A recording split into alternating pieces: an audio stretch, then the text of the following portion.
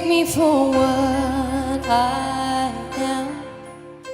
I just want to tell you what a lot of people have told me lately and reminded me because I think I forgot. In the quiet town of Myrtle Beach, a tragic event unfolded that left the community in shock. Mica Miller, a vibrant 30-year-old woman, was found dead under mysterious circumstances. As details emerged, questions arose about the nature of her death and the secrets that lay beneath the surface. Join us as we delve into the strange case of Mica Miller, exploring the events that led to her untimely demise and the quest for truth that followed.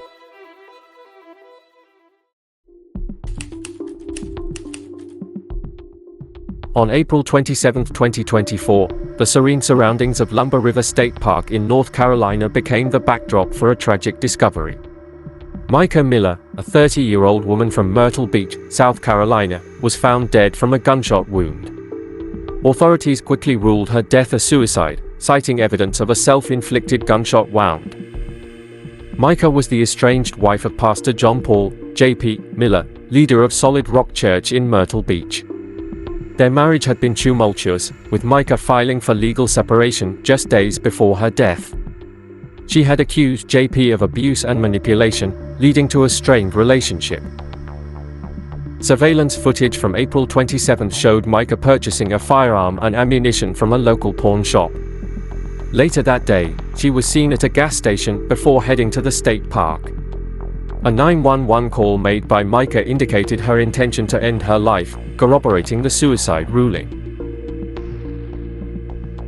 Despite the official findings, Mica's family and friends were skeptical. They pointed to her recent actions, such as planning a move to Kenya for missionary work, as evidence of her desire to live. Additionally, Mica had expressed fears for her safety, alleging that JP had been stalking her and tampering with her car. In the weeks leading up to her death, Mica reported finding a tracking device on her vehicle and experiencing other forms of harassment.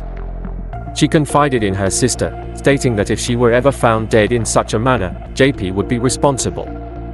These revelations fueled suspicions of foul play. The Robeson County Sheriff's Office conducted an investigation, confirming JP's alibi for the day of Mica's death. He was reportedly in Charleston, South Carolina, attending a sporting event, and returned to Myrtle Beach later that day. Authorities found no evidence linking him to the scene.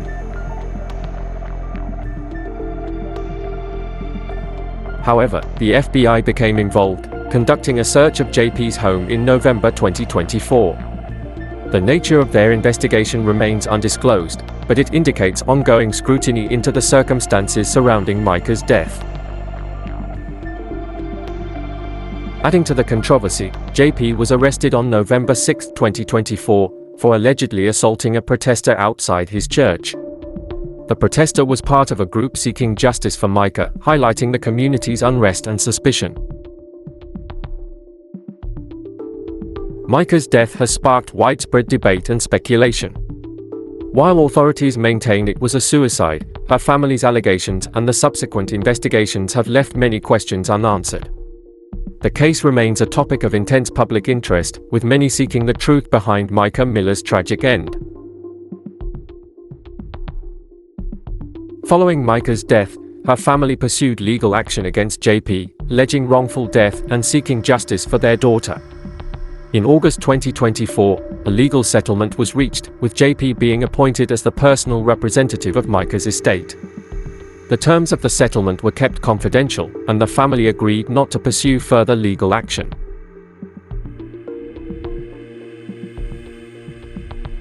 Despite the settlement, public suspicion persisted. Protests continued outside Solid Rock Church, with community members demanding transparency and accountability. JP's arrest in November for assaulting a protester only intensified the scrutiny surrounding him. The FBI's involvement added another layer to the case. Their search of JP's home and the seizure of potential evidence suggest that investigations are far from over. While the exact focus of their inquiry remains unclear, it indicates that authorities are still seeking answers. JP has consistently denied any involvement in Mica's death, maintaining that she struggled with mental health issues. He has also denied allegations of abuse, stating that he tried to support Mica through her challenges. However, Mica's family disputes these claims, pointing to her reports of harassment and fear.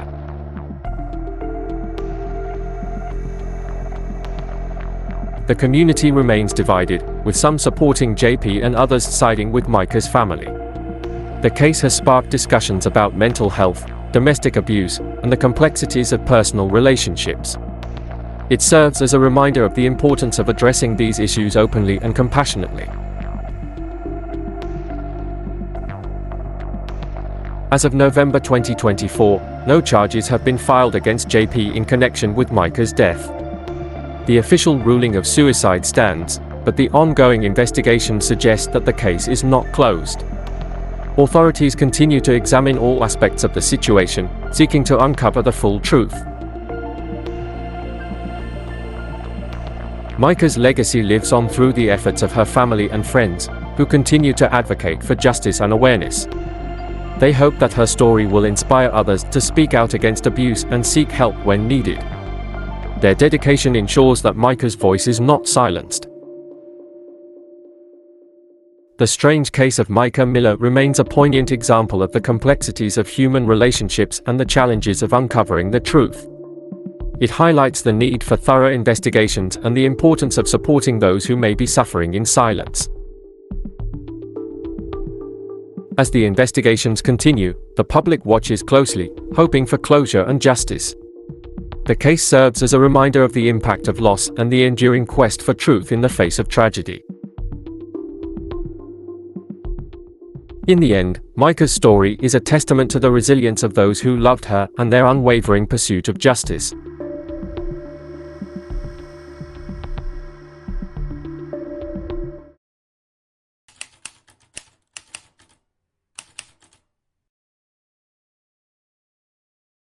Ever heard those stories where someone says, if I turn up dead, it's so-and-so? Oh, yeah, those are creepy. This deep dive is about a case that starts with just that. Oh. Mica Miller, Hey. 30-year-old woman from Myrtle Beach, is found dead, and the official ruling is suicide.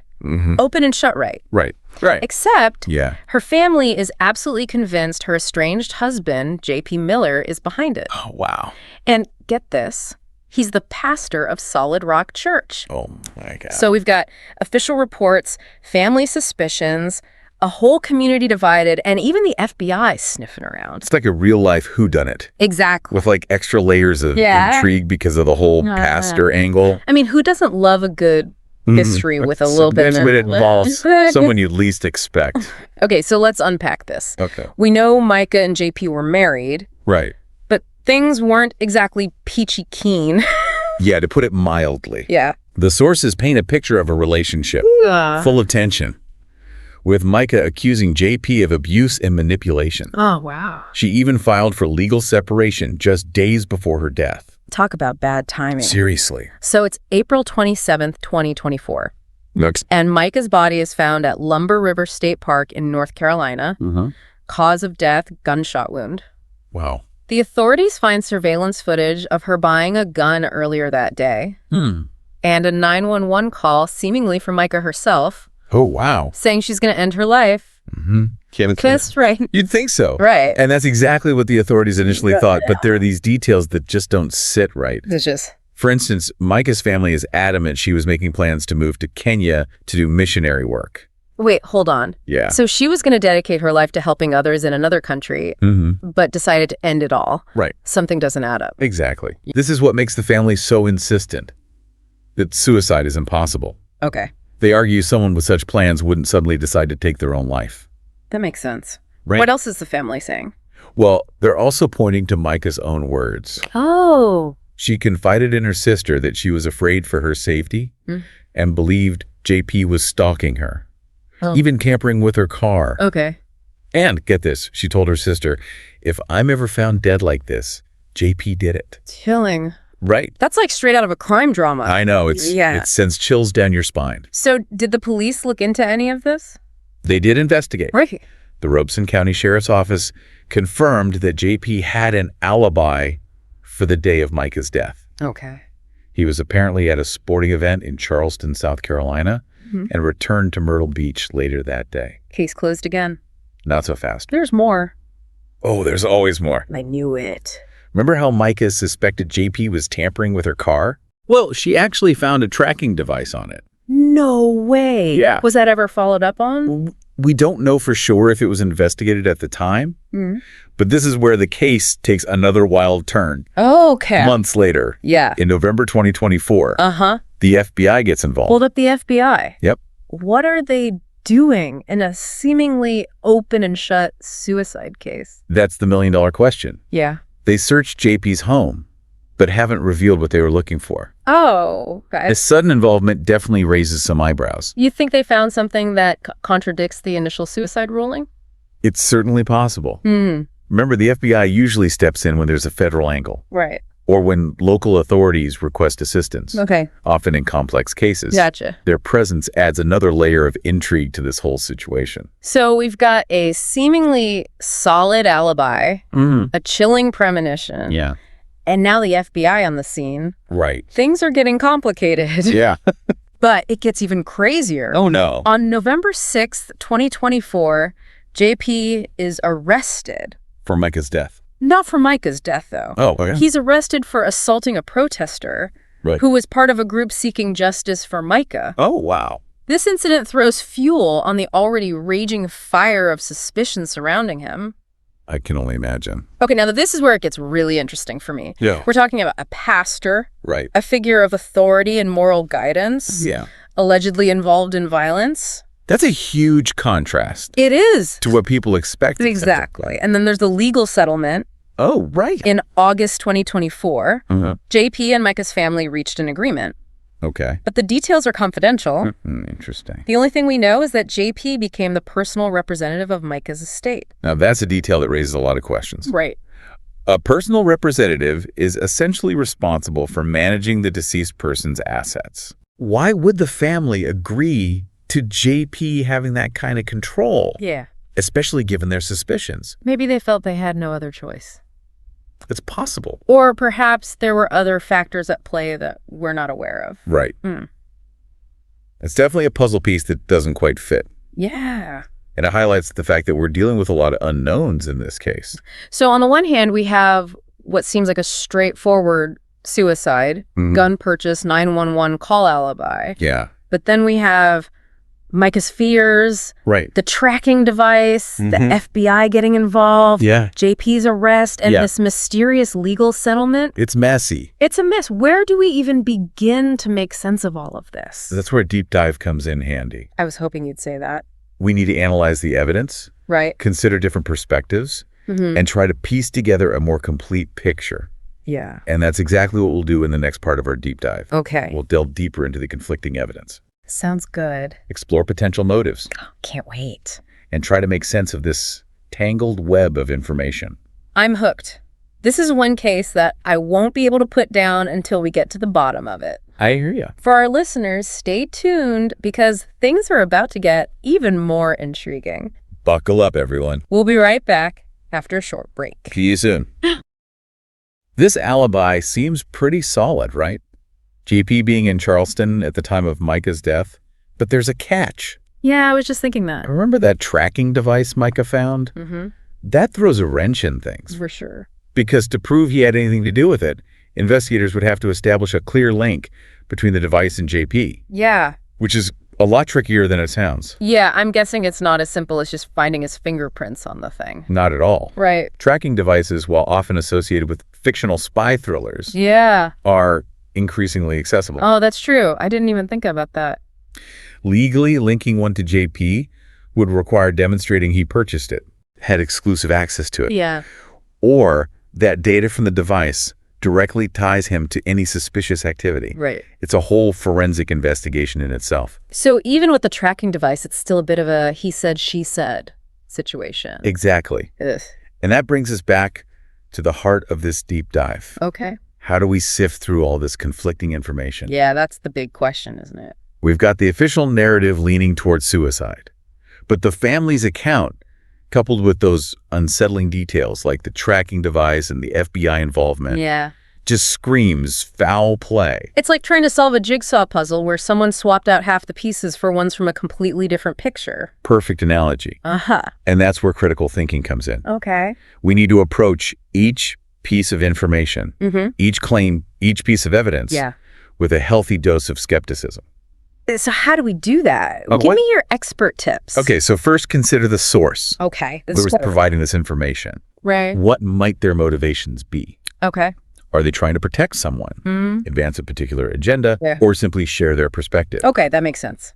Don't just take things at face value. Right. Dig a little deeper. Right. Second, look for corroboration. Corroboration, okay. Is there independent evidence that supports this claim? Right. Or does it rely solely on one person's account? Like with the 911 call. Exactly. I need more than just the recording to be sure it was actually Mica and that she wasn't coerced or under duress. Exactly. And third, pay attention to inconsistencies. Okay, inconsistencies. Do different accounts contradict each other? Yeah. Are there gaps in the timeline or unexplained details? Right.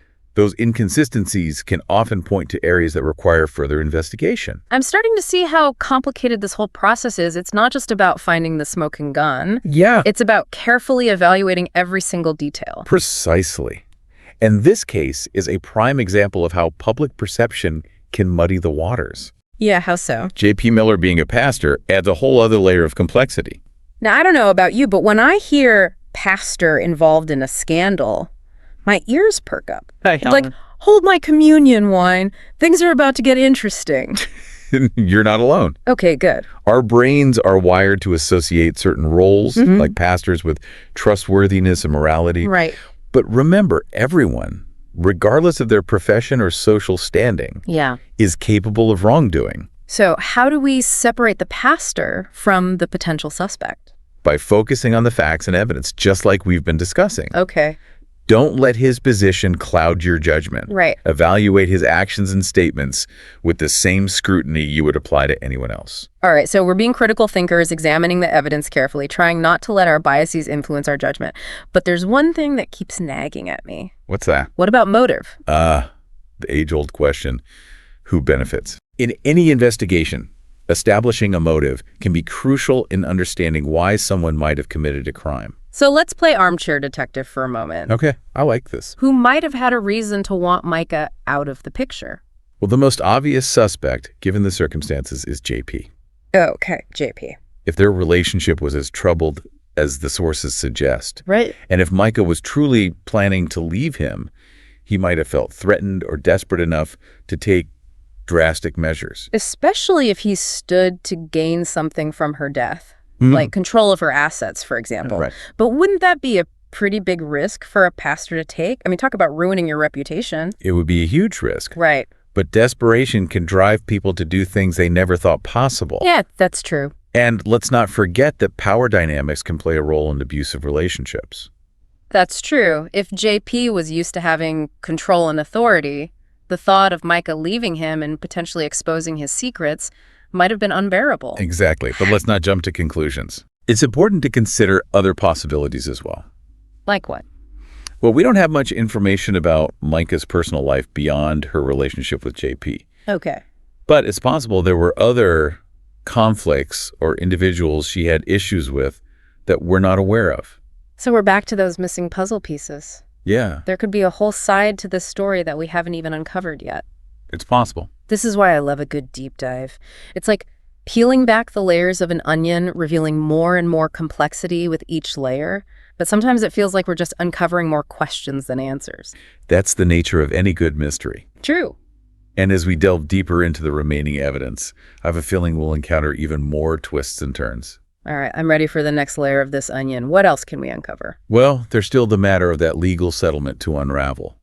And we need to explore what exactly the FBI was doing poking around JP's house. Right. Those are both big ones. Plus, we can't forget about the community and how they're reacting to all of this. Yeah, that's true. After all, this case has split the town right down the middle. It sounds like we've got our work cut out for us. We do. For our listeners who are on the edge of their seats, just like me, hold tight.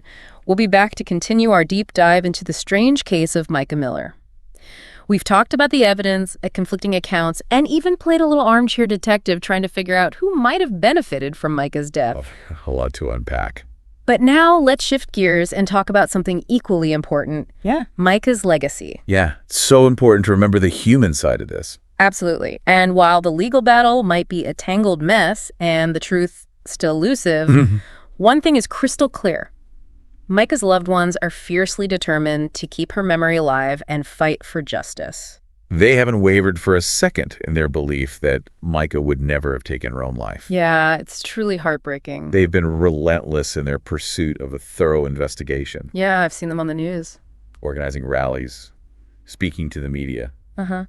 and using social media to amplify their message. It's honestly inspiring to see their dedication. I agree. They're facing unimaginable grief, yet they find the strength to keep pushing for answers. Their courage is remarkable.